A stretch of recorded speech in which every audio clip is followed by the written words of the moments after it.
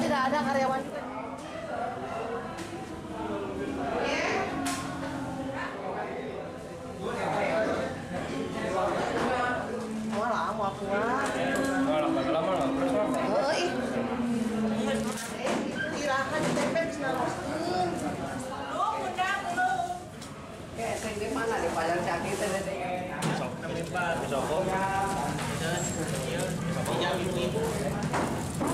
Hari ini alhamdulillah kita dari Wagub, atas nama Wagub dan juga dari Zulfa memberikan teh botol sebanyak 850 pieces dan juga gehu goreng tahu.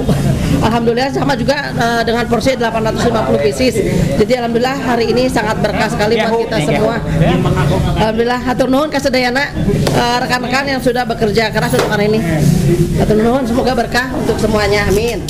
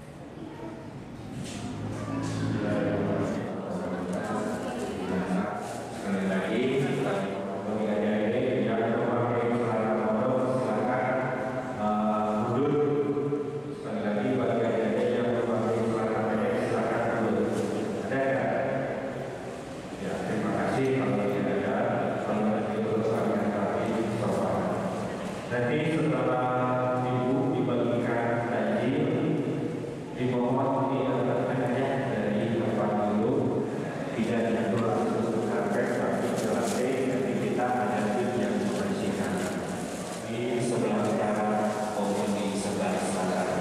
Demikian buat ini semua.